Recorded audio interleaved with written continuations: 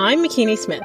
After going through a divorce, my sister passing away, experiencing narcissistic abuse, and some significant health scares, I realized through sharing my story that I wasn't alone in my suffering. Suffering, subjective distress generated by the experience of being out of balance. In a deep dive to holistically heal mind, body, and soul is where I discovered peace, clarity, and connection. It is impossible to be truly wise without some real-life hardship, and we cannot develop post-traumatic wisdom without making it through, and most importantly, through it together. Social connection builds resilience, and resilience helps create post-traumatic wisdom, and that wisdom leads to hope. Hope for you and others witnessing and participating in your healing, and hope for your community. A healthy community is a healing community, and a healing community is full of hope because it has seen its own people weather, survive, and thrive. Thank you for joining us on the Heal Her podcast, HEAL. Honor, elevate, and love her podcast, formerly known as the Walk in My Stilettos podcast, the top 1.5% most popular show globally, where we have conversations with extraordinary women on their journey toward wholeness and harmony. And since you're already here, you may as well subscribe. As a certified mindset coach guiding women towards peace, clarity, and connection within, supporting the direction of the system toward wholeness, my goal here is to help you thrive. Danielle LaPorte teaches how to lead with the intelligence of love. She's a member of Oprah's SuperSoul 100, a group who, in Oprah Winfrey's words, is uniquely connecting the world together with a spiritual energy that matters. The former director of a future studies think tank in Washington, D.C., where she managed a team creating global scenarios, she now speaks on the intelligence of the heart. Danielle is a 5-time author, and her most recent book, How to Be Loving When Your Heart is Breaking Open and the World is Waking Up, is a nuanced perspective on the life-changing power of self-compassion, shadow work, and being more receptive to higher guidance. This is a guide on how to use the genius of your heart to create conditions for healing. This book has a companion of a deck and journal, and she's also the producer of dozens of meditation kits and online programs for spiritual support. Her podcast, With Love, Danielle, often ranks in iTunes Top 100 for wellness. She's been seen on Essence, Vogue, Forbes, InStyle, Oprah Mag, and much, much more. So please welcome to the show, Danielle LaPorte. Hello, McKinney listeners. Thank you so much, Danielle, for agreeing to come on and share energy and space with us. I've been following you on Instagram since 2017. And it's like forever an internet year. Yeah, exactly. Right. It's been a long time. And I've been following your work, and I actually attended the Archangels Changemaker Summit in Toronto, September, mainly because I wanted to hear you and Dr. Shefali, like two of my favorite women. And I got out of my fear of asking, and I decided to pop into your DMs and ask if you do this interview, and you said yes. So thank you. Here we are. Here we are. Yeah. Can't say, I mean, I'm a yes, but you can never say no to a Canadian. I love that. I feel honored. Before we get into like the work that you do now and all of the wonderful gems that you have to share, I would love to know a little bit more about younger Danielle before society shaped who you are, before you became who you are presently. Like, what did you want to be as a little girl, and what were you like as a teenager? You know, those school books that we can get, it's like this kind of collector's school book where your mom writes notes about you and puts in your report cards. And so in that one, it's like grade 3. I wanted to be a disco dancer, a poet, and a social worker. Okay. And I think I am all those things now. Yes. You know, like I want to uplift society. I try and do it poetically. I need to dance more, but I thought I wanted to be famous. Mm-hmm. And I wasn't sure how I was going to do it. But there was, I have to say, like, the perspective was like, I want to make a contribution, but when you're you're in grade 3, you're not thinking in terms of contribution. It was just like, there's a bigness that I want to be a part of. And then when I was a teenager, I left home young. So I was technically a runaway. Mm-hmm. And I was 16 and, I didn't have to hit the streets. I lived with some friends in high school and I was very Catholic. I was really into Vogue magazine. I was pretty straight laced. And I just want to make out all the time. I love it.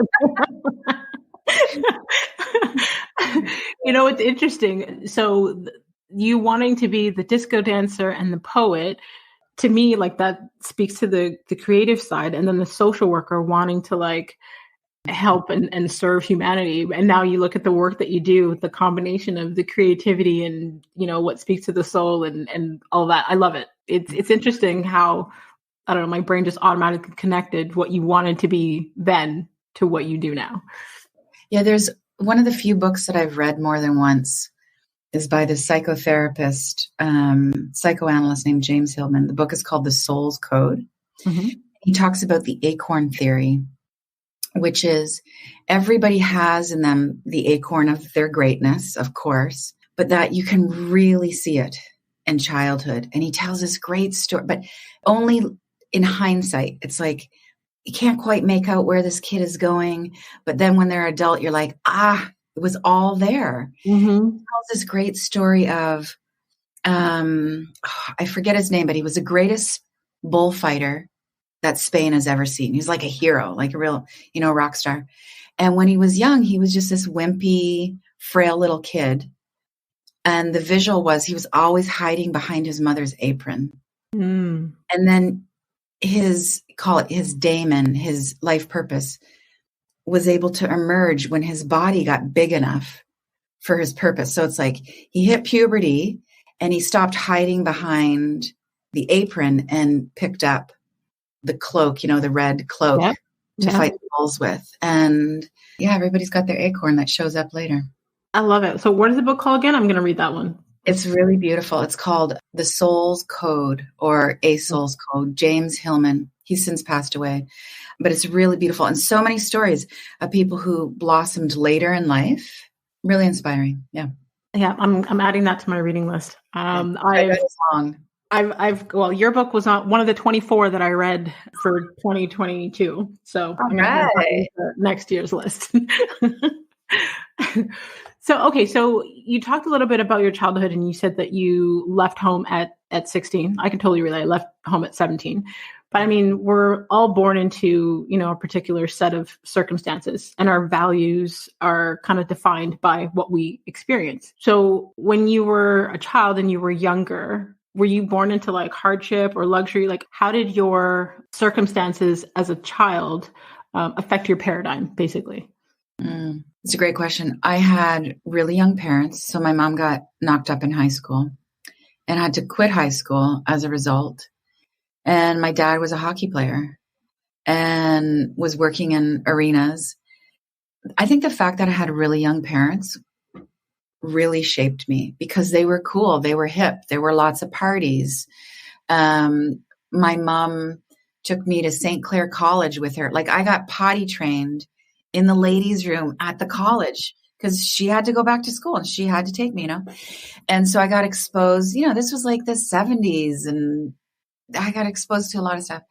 And so my mom was reading Wayne Dyer when nobody knew who Wayne Dyer was. You just like this bald guy. Erogenous Zones was his first book, My mom gave me Louise Hayes's You Can Heal Your Life, which is, that new age classic. And then there was my dad just being kind of tough, not tough on me necessarily, but just like being like a real kind of macho dude from just like small town. Mm-hmm. And, but being cool. Like I got to do things other kids didn't get to do. That was for sure. My mom was really steeped into self-help, was becoming a counselor herself. And then my dad is on the other side saying, like, this is all woo-woo, cuckoo. And I think that was actually ended up being a gift, because one of the things I can do now is I can make really high concept metaphysical principles very accessible, because I can hear both positions. Right. Yeah. Okay. So considering how your parents had, I'm going to say, opposite perspectives, and they're divorced. Yeah. So I'm sure that, like you said, it shaped how you were able to process that information and how you teach it now. So before I get to my next question, I guess give a Coles Notes version of how you got to where you are presently. Like coming from the young girl with opposite perspective parents, moving out at 16 to now doing the work that you do. Very interested in the truth. I was eating metaphysical books. I was going to the workshops. I was learning through obsession. I didn't go to college or university. I was going to go to Ryerson actually and go into fashion design. I was brazen. I want to work for you. I pick up the phone and just say, this is why you need to hire me. I want a promotion. Here's why I deserve it. It was like just really a lot of boldness. And there's a shadow side to that boldness. I mean, that boldness was also arrogance, which was really masking a lot of fear of authority and being controlled and all those things. But I really used my boldness for the light. Like I got some stuff. I moved a couple mountains and I wanted to know why I was the way I was. Like, why are we here? What has Catholicism got to do with things? I was a really religious child. But then I wanted to know about auric fields. And then then there was a whole psychedelic phase. And then I just want to know. I feel that it's going to sound a bit dramatic, and I don't mean it this way, but it's like, I feel I was born with a broken heart, like very sensitive. And by sensitive, I don't mean I identify as a highly sensitive person. That's a different situation. But just like, I felt the pain of the world. And I wanted to marry Jesus.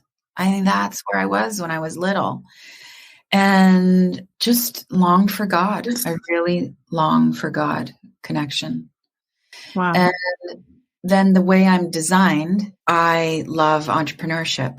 And, I have all this Gemini. So the writing and the communication and all this Virgo must serve and all this other stuff is just like, okay, let's turn that into something.com and go. Mm-hmm. Yeah. Okay. So you mentioned, shadow work and stuff. So, okay. So for the listeners that are listening, because I feel like I hear a lot about light work, but I don't feel I hear enough about shadow work. So for those who are listening that don't know what either one is, if you want to sum it up for them, and then maybe we'll get into some steps that they can take to begin on their journey with that. Light work does not happen without the shadow work. Shadow work is light work. Mm-hmm. And I'll tell you, and I'm sensing like you get what's going on is, what happens in this self-help space. Everybody want to be a light worker because who doesn't want to be super intuitive and psychic and dissolve all these things and have excellent boundaries? Girlfriends, you do not. That is the gift that comes from going to the really ugly, gnarly basement of your psyche, shadow dark places. Mm-hmm. And I'm sure everybody listening is, just like familiar with the concept of like, there's going to be initiations. Like that's the initiation. You're going to fall for, and I don't mean romantically, just, you're going to fall for the package of a light worker who's really just feeding off of you. And I mean, we can get in the whole metaphysics of how it can work sometimes, but shadow work is when you look at the stuff that you don't want to look at, when you learn to love all the reasons you're in therapy. So whatever your thing is, everybody right now, think about what you think. Is your thing obsessiveness, or you're like a little bit jealous, or you got this insecurity, or the body issues, or the trauma, or arrogance, or whatever it is, until you can integrate that into yourself and actually be respectful of it. Because guess what? You created it. Mm-hmm. There's no light work. There's no bonus. All healers were wounded and healed themselves. So I'm always interested, when I engage with someone, I've really slimmed down all of my practices and like how many astrology readings I get and all that stuff. There's very few. Just had my first astrology reading in 10 years recently. And I want to know someone's suffering story. Mm-hmm.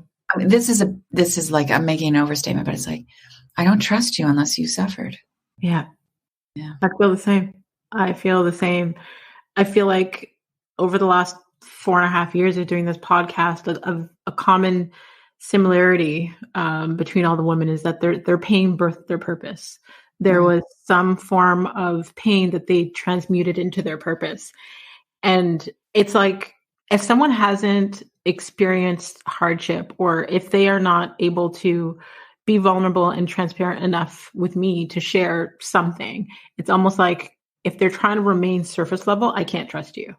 Like, I've had friend circles where, I don't know, 9 out of the 10 women are sharing and being vulnerable. And there's always this one that just wants to keep everything. She doesn't want anybody to know her business and doesn't. And it's like, I don't know if I feel a deep connection to that person. So I'm just not going to be as close to that person because they're not ready to do the work. This is a great point about the person who doesn't want anybody to know their business, because sometimes that's actually the higher road, but you can still share and connect to people. And then sometimes it's, as you're saying, like this total avoidance, because also in the space of personal development, we can get caught in this loop of like, we retell the same story, being in this space, when you're a public speaker, you're trained to, if you get training and coaching, to really have your sob story. Like, I was down and out. I was sleeping on my sister's couch. I was about to declare bankruptcy. And you tell that story over and over again. So like people, the audience trust you and all that. And there's so many times it's like, brother, you got to move on from that story. Yeah. But we need to be accessible. Like, I've been through the dark night. I hear you. I've been on my knees. Like, there can be no hiding. Mm-hmm. And sometimes I see people just haven't suffered enough, and may no one suffer. May we be free of mental anxiety. May we be free of suffering and the causes of suffering. But there are some people I think, oh, she just hasn't hit it yet. Mm-hmm. She's going to be on her knees with the next challenge. And then we're going to hear about her story. And then she's going to go help heal hundreds and hundreds of people. Yeah. Mm-hmm. Yeah. When you said you feel like you were born with a broken heart, like that hit my heart. That resonated with me because I forgot how old I am. I'm 43, I think. And like I'd say for the first 40 years of my life, I didn't realize the level of trauma and struggle life that I had lived.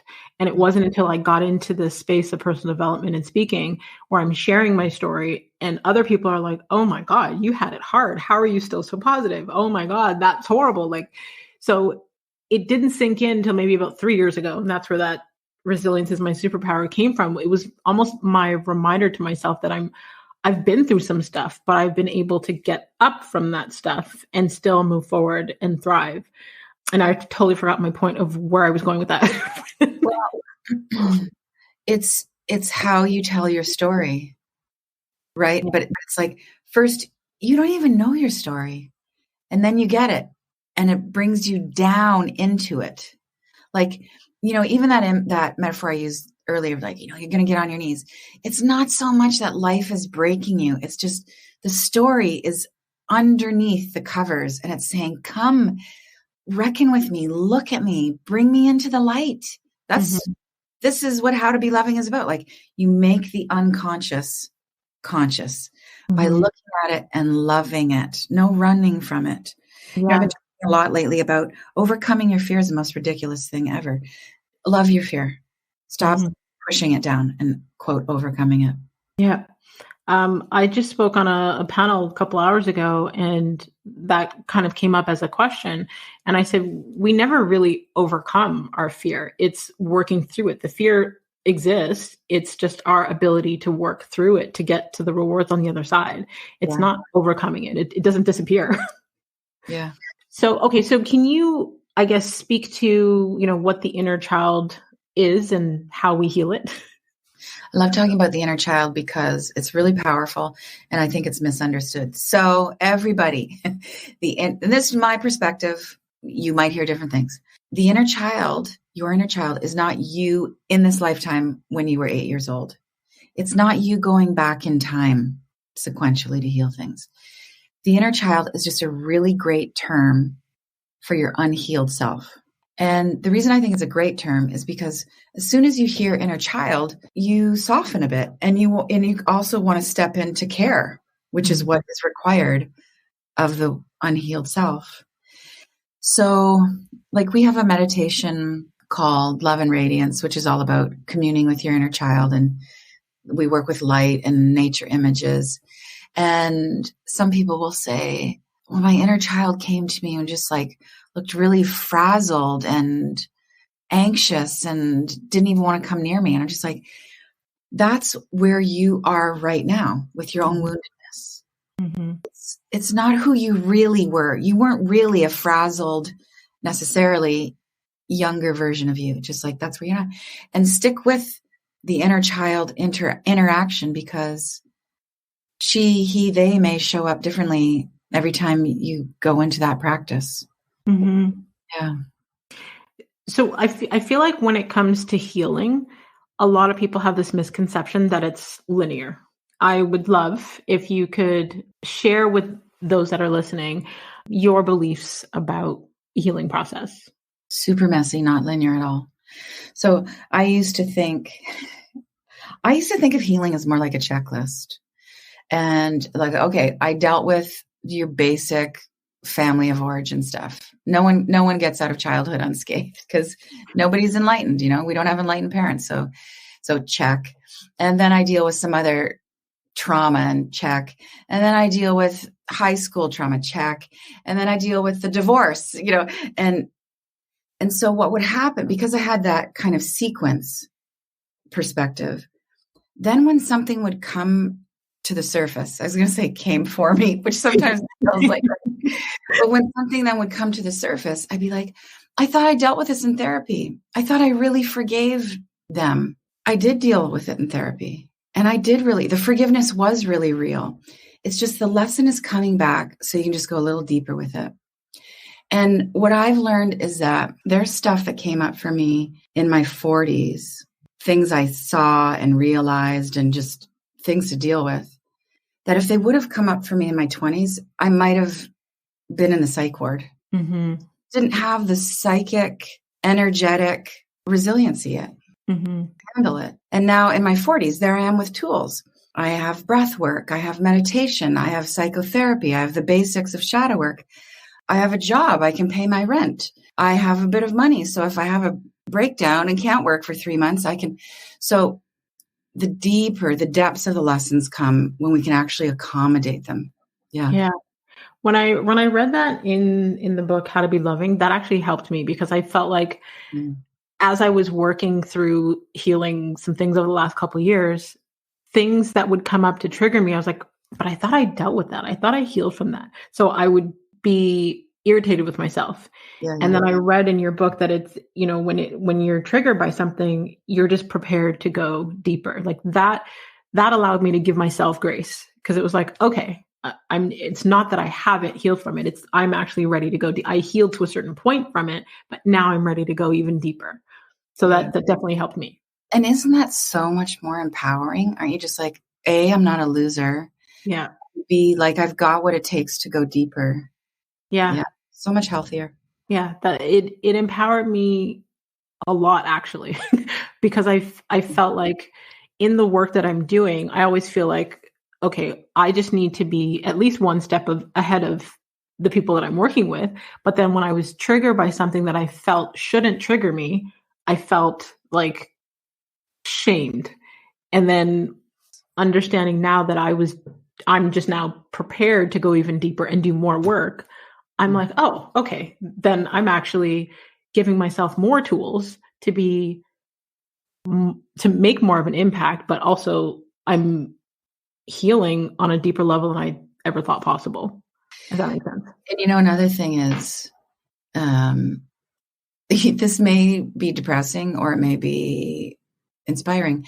I think we really deal with the same 3 to 5 issues for one lifetime. And when that first occurred to me, I was like, like just the same, that's kind of like one big hamster wheel. But it's good news because it means once you get through it, you really get through it. It's not going to chase you again. And it's better than dealing with 20 different emotional issues or mental situations. Yeah. So now I'm just like, oh, that's my abandonment issue. Mm-hmm. And I'm, there it is again. That's my thing. Yeah. And I think we do want to get over the thing, but some things we may carry the whole lifetime. Yeah. Yeah. I think so as you said that, I was like, I know my 2 for sure is the abandonment issues and the rejection issues. I don't know what the third one may be, but those 2 I know for sure are the ones that always come up for me. And I know you, this is you, but you heal part of that and you can help other people heal that part. So yeah. I mean, for me, the abandonment, like the term antidote, the practice of figuring out the antidote has been really powerful for me. Do you know Tracy Stanley's work? No. You should know Tracy. She's amazing. Her work is all around yoga nidra. She is just a powerful teacher. And I did a workshop with her, and the question was, you identify all your stuff, like where you're at in life and what are you tired of being tired of? She's much more yogic and elegant about this. And then we created the antidote. So if you're tired of being tired, the antidote might be, celebration and enthusiasm, something like that. For me, the antidote to the abandonment issue was deep self-acceptance. Like, I love myself as is, even with my unhealed stuff. And then even deeper, which was really my dark night of the soul, of just getting to, I am the beloved. I am the beloved. And God doesn't need me to prove anything. Mm-hmm. Like, what a relief. Mm-hmm. What a relief.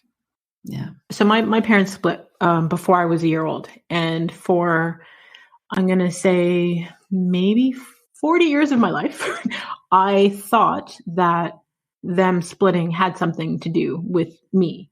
Mm-hmm. And there was a part of me that had to heal from other things that when I was going through that process was in search of the truth.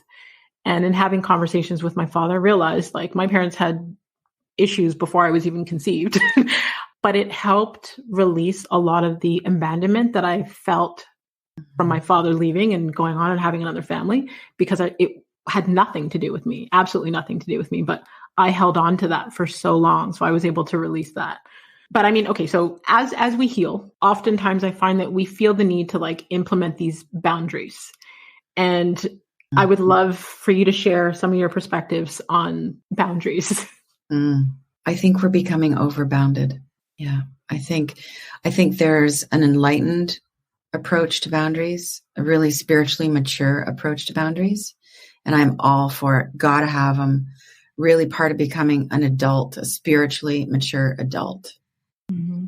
And then there's a real shadow side to all the boundary stuff. And it's a bummer because, some of my dearest friends have written some great stuff on boundaries, and I can see how it's getting misused. And that what I see happening is when you're overbounded, you're walking through the world going, this doesn't work for me, but this does. It's so divisive and exclusionary, and it makes you so hard to please. Mm-hmm. And I think I write about this in How to Be Loving. I tell this story. I'm on a walk with somebody I really love. I'm committed to loving them for the rest of my life. And they are unhealed, like we all are. And they're being a bit of a dink to me, like it's kind of passive aggressive thing they do.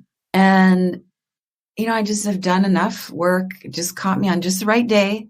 I was a little bit more enlightened than the day before. And I just thought, I have space for them to treat me like shit today. Now, like shadow boundaries will say, should have drawn that line and said, you can't talk to me like that. And that doesn't work for me. And Okay, there are times to do that for sure. But that day I chose to, my practice was like, I literally looked at the sky. Do you know, I talk a lot about in the book, the sky, your heart is as vast as the sky. And I just thought to myself, as they're like going at me, I just thought, if I am this vast, if I got this much to love to give, I can let them have a bad day. Yeah. Because they haven't dealt with their stuff, because they need a little more therapy, a little more meditation. Yeah. And that was the difference between a big fight and probably not getting together for another month or so and having a lovely afternoon. I think that's an amazing example of when you were doing the work, when you were focused on your healing, because I feel like healed ears hear different. So like someone's actions, if you're healed, you don't internalize that, right? If you're in a place where you really need to work on your healing, you take offense and you may, not even create a boundary, create a complete wall, right? And we're wired for connection. So if we are doing the work, then when someone says or does something that doesn't show them in their best light, it's really a reflection of what's going on inside of them that needs a hug, basically. But we're so quick sometimes to take offense to that or take it personal and, add fuel to the fire of words and hurtful things that we can't take back. Yeah. The metaphor I use for the ego is the wounded dog. Now I grew up on a farm, so I saw a lot of hurt dogs. And the best thing for the dog is to let you scoop them up, get them to the vet, and they won't let you come near them. Mm-hmm. And that's where most of us hang out with our, don't come near me, my pain, my shame, bark, bark, bark. Don't get too close to all the stuff that's unhealed, bark, bark, bark. Yeah. Wow. Yeah. Before I even got into personal development, I don't remember what book it was, but I had picked up a book because I wasn't into reading back then, but I had picked up a book and it was talking about, the walls that we put up to protect ourselves. Actually, was it a book? I think it was one of my pastor's sermons back then, but he was talking about the walls that we put up to protect ourselves. And very often when we've been hurt, we put up a wall so high that we keep everybody out, including the people that we need to love us, so that we would want to love us. And then there are some of us that have no boundaries at all, that the wall is so low that it lets every and anything in, and it's, hurting us. So it's learning to have boundaries that are somewhere in the middle, where you're not letting everything and everyone come in and seep their toxicity, but it's not so high that you're keeping out what's meant to love you and who's meant to love you and who you're meant to connect with. This comes up a lot with women who consider themselves on the spiritual path of, in romantic relationships, like, should I stay or should I go? What's the spiritual thing to do? And I believe like a lot of us leave the relationship way too soon, and we shouldn't leave before the miracle comes and we can really love it into something amazing. Mm-hmm. And our responsibility as children of God, as humans, is to create conditions of healing for ourselves. So I will often say, like, well, if you were a child, what would you tell yourself? You'd say, like, don't hang out with bullies and hang out with people who are friendly and make you laugh and it's cozy and have snacks. So if it's too toxic and it's damaging to you, you've got to leave, because that has to be your commitment to your soul. Yeah. That is you taking care of yourself is you meeting God halfway. Mm. Yeah. I love that. That'll definitely be one of your quotables from this episode. No, that one that one hit right here. It sounds like you've had a lot of growth in the last 3 years. Yeah. Yeah. You've been on an accelerated program in the last 3. Yeah. Absolutely. Yeah. Absolutely.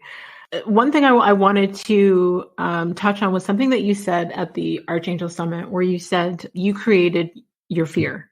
You created it in your mind. I wanted to touch on that because I wanted you to unpack that, because if I was someone who was not healed or healing on my healing journey, if I was someone who was not into personal development, I would have heard that and probably been irritated. But because I've been doing the work, I wrote it down and I took note of that. And I have that in my head here, but I would love if you could unpack that for the ladies that are listening. Well, you create all of your emotions. So you create your fear, your happiness, your sadness, your envy, your satisfaction. That's all you generating that. It's how you look at things. It's what you choose to believe. So it's actually really great news. It's incredible news. It's the best news ever. Because if you created your fear, you can create your courage. If you created your fear and you're going to take responsibility for that, you get to take responsibility for a whole lot of stuff in your life, including creating wellness and the love of your life and all those things, which does get into like manifestation stuff. And can everybody have anything they want? Which I don't think the answer is yes to all of that, but you can have everybody can have deep meaningfulness and satisfaction and happiness. Doesn't mean everybody can win an Olympic gold. You know what I mean? Right. Yeah. So I look at fear as a mind baby, and all of those things that I just listed off, from the envy to the happiness, are little, what if you looked at them like, oh, these are my little mind babies, my children. Then you have a really different approach to those things. Mm-hmm. You're not trying to overcome your fear. You're not trying to repress your jealousy. You're not yelling at your anxiety. You engage in a friendly, kind of almost parental, goddess-like relationship with all of your little creations. Mm-hmm. And that's how you become whole. So how we get more fractured and more messed up and more anxious and more scared and all those things is we push all those things away. And we say to fear, you need to be something else. And we say to our doubt, you need to be faithful. And your doubt is just saying, but I'm just doubt. Can you just love me? Mm-hmm. And your fear is saying, I'm just fear. Why do I have to be fearless? I'm just fear. Just love it as is. Love is this as is situation. Mm-hmm. And that's when you become really powerful. Yeah. I believe nothing happens by chance, but I found it so interesting that when you said those words and I took the notes down and I saved it in my phone, and my son said those exact words. My son is 16 and he said those exact words to me about 2 weeks ago. And when I was prepping for this conversation and I went into my notes that I took from you and I was like, wow, okay. What did your son say? So he said to me, because, okay, I have a serious fear of spiders. I don't care what size they are. I'm terrified of spiders. And one of my business partners, she's also a Procter & Gallagher consultant. She was one of Bob's top consultants. Her and I do a lot of collaborations together. So we co-wrote my most recent book, and she's in Australia. And in my head, yeah. in my head, I'm like, I love Susanna. I cannot wait to go to Australia. But my fear of spiders, it's in my head and it's hindering me from like making, I guess, the moves that I should be making, because I'm supposed to be there, doing book signings and all these things. Wow. And I'm putting them off. And my son's like, Mom, you created that fear in your head. You created it, which means you can change it. You're not afraid of spiders. You told yourself that. Now untell yourself that. And I remember this is all that you spent getting certified as a coach. And your kids got it. Right? I mean, my son is a little genius. I feel like he was here before, but just him saying that and then me looking at your words of how they, stuck with me. I was like, yeah, nothing happens by chance.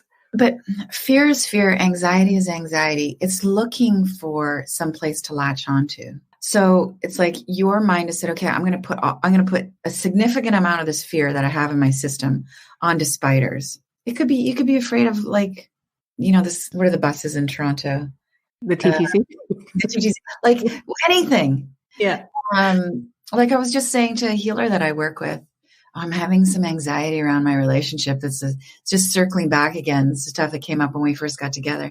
And she's just like, anxiety is anxiety. And I was like, right. So if I'm not so focused and I say to myself, it's actually not about the relationship. Your fear is actually not about the spiders. You just have fear. Mm-hmm. My experience is it's way looser. It loosens its grip. So maybe you can go to Australia now. I don't know. I mean, there's so many things that I've applied. Like, okay, so when I wrote my first book and I was like looking up the different definitions of fear and all that stuff. So the acronym, false evidence appearing real. Yes. I, in my head, switched that to face everything and rise, because I knew that everything I wanted was on the other side of what I was afraid of. So anytime I want something and I know that there's that terror barrier, the fear in the way, it's like, okay, how do I push through that so that I can get to the rewards that I want, whether it be tangible rewards or fulfillment or what have you. So I know deep down inside, like, I just need to push through, go to Australia and get it done. But it's maybe my mind is just blown and stuck on the fact that my 16-year-old has said this to me. I don't know. Yeah. Doing something right. Yeah. Okay. So before we go to the final segment of the show, I want you to tell the listeners where they can stay connected to you, where they can listen to your podcast, where they can buy the books. Thanks for asking now before the final segment, because most people ask at the end, and people are just like clicking off, like, oh, I've had enough. Yes, thank you. I live at DanielleLaPorte.com, and there's all sorts of beautiful heart-centered things there, and the book is everywhere. And yeah, where are we? Well, I'm going to assume lots of your listeners are Canadian, so. Actually, they're more American and overseas. So we've got maybe 50% in the US, probably 30% in Canada, and the rest are mixed between the UK, Australia, and the Caribbean. Everywhere. You can get the book everywhere. And I hang out, whether I like it or not, on Instagram at Danielle LaPorte. Perfect. I will have all of your direct links in the detailed section of the episode, so they don't have to search too far. They can just click and connect directly. Cool. So the final segment of the show is kind of like a rapid fire. You can answer one word, one sentence. I mean, I don't like rules. I don't like to be confined. So if you decide you want to expand and unpack, feel free. Okay. I love rapid fire. Okay. If you could create one law that everyone in the world had to follow, what would it be? That anyone who's becoming a parent has to take a course in parenting, unconscious parenting. Of course, I'd have to authorize the content, make sure it's all about that. But we need to be taught how to be parents. Yeah, I agree. We could do a whole episode on that one. Yeah. Okay. What's the first thing you do in the morning when you wake up? Pray. Still in bed, saying prayers. Yeah. Awesome. Okay. So what's the last thing you do at night before you go to sleep? Pray. Usually at night, it's about gratitude. So the morning is more of an affirmation. Like the current one I'm working with is, I have a set of words. So I will say, I am healing. I am health. I am strength. I am soul light. I am mercy. I am faith. I am hope. I am grace. That's my morning. And then sometimes I'll do the Lord's Prayer, Our Father. Mm-hmm. And then nighttime is always, I'm grateful for these things. And here's why. And we turned this into a practice with my son. So even when he was just like a little button, I'd say, okay, 3 gratitudes. And you have to say, 'cause why? So you could say, like, I'm grateful we have a house because we make food here. We have friends over here. It's the specificity with the gratitude is important. Yeah. I love that. I think actively practicing gratitude is not done enough. So it's beautiful that you do that with your son. I love that. Okay. What have you become better at saying no to in the last 5 years? And that could be distractions, family, invitations. I've become better at saying no to things that don't resonate, even though they're potentially high visibility. Yeah. So it can be really tempting when someone is like, hey, they've got 5 million people on Instagram. And I'm just like, yeah, I don't think we're on the same page about things. and that has proven to be a wise decision, because you can do an interview with someone who has 1,000 people on Instagram, but you're really connecting and it turns into they sell books for you. Yeah. And I have been on IG lives with someone with like 5 million followers, and they're just not getting how it's going. And doesn't even move the needle. So resonance moves things forward. I love, and I love even just the example that you gave, because I think some people, especially if they're a new entrepreneur, they get lost in the numbers, the superficiality of it. Mm-hmm. And I think it was actually Gary Vee that I learned this from, where he said whether they have a small audience of 100 people versus, 100,000 or a million. He doesn't dismiss them because the smaller audience could be more impactful if, one, it aligns, but two, you don't even know who's in their audience that needs to hear what it is you have to say versus the person with the larger following, no influence, and their audience isn't aligned with your values or your beliefs. So yeah, I'm done. Yeah. Last but not least, what new belief, behavior, or habit has improved your life in the last 5 years? Oh, I can give it to you for the last week. This is me taking my own medicine. So one of my favorite pages in How to Be Loving, I mean, there's a whole chapter that's wrapped around this, is the page that says, you are not the wound, you are the healer. And I've been struggling with respiratory stuff and asthma. This is, it's been many years, but it's really flared up this last winter. And just in these last couple days, and today specifically, just my kid, just before we got on, my kid just walked out of his room. He's about to turn 19. He was like, how's it going, Mom? And I said, I'm not going to tell you the pet name I call him, but I just said, I have decided that I am not my asthma. I'm the healer. Yeah. And I'm going to get so healthy that I can live wherever I want. Because I've been like, do I have to move out of this apartment? Do I have to move out of Vancouver because of the rain? La, la, la. And I'm just like, no, I am not that. I am the healer. I am healing itself. Amen. Amen. You know what? How do I say this? Okay, I'll give an example of how I utilized what you said for myself because I see it happening for you. So before I got certified through Bob's company, I had already been in the circle with Bob, his wife, Linda, and his daughter, Colleen. So when they were looking for more coaches, I had one of their top consultants contact me. And in the moment I was sick, like I was diagnosed with fibromyalgia back in 2006. So like chronic pain, fatigue, you name it.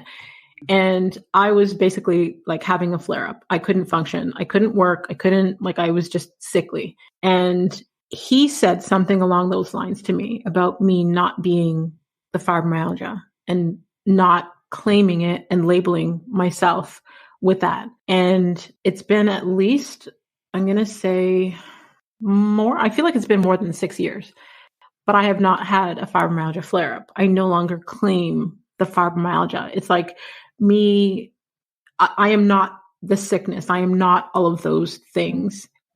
I am, like you said, the healer. And I had to, I'm going to say, reverse engineer the diagnosis because they diagnose anyone with chronic pain, and suffering like that with fibromyalgia, right? They just label them with it, right? And then they say that a symptom of it is anxiety and depression. But when you study mindset and spirituality and understand like the trauma body and all those things, it's the depression and anxiety that's causing your body to feel those things. So it's now having the tools and the coping mechanisms to deal with the emotions, the feelings, the low vibrations that have basically helped me rid myself of any fibromyalgia flare-ups. Brilliant. Oh my gosh. That is so, you're my medicine today. That's so moving. Way to go. Well, thank you. I feel like everything you said, I totally resonated with. I had your book as my morning routine, and my partner was like, what are you reading? How to Be Loving? You don't need that. You're loving. I'm like, no, I need this. Yeah. So thank you for not only the work that you do, but, the book and the journal and the cards and just your energy. Because I know that when you're in this space doing light work, shadow work, whatever it is, like it's not easy. Some people may make it look easy, but it's not easy. Life still has its trials and tribulations, but you still push through and you're still serving and you're still giving. So just thank you. Thank you. This was great. And to all of you healers out there, until next time, subscribe on all platforms. Don't forget to rate the show and leave us a review on Apple Podcasts. And I just want to thank each and every one of you that continues to listen each week and help the show to rank globally in the top 1.5% of most popular shows. And I want to challenge you to share this episode with at least 5 women feel free to screenshot this episode and you can tag Danielle at Danielle LaPorte. You can tag myself at The Real McKinney Smith. A healthy community is a healing community, and a healing community is full of hope because it has seen its own people weather, survive, and thrive. So let's continue to heal her.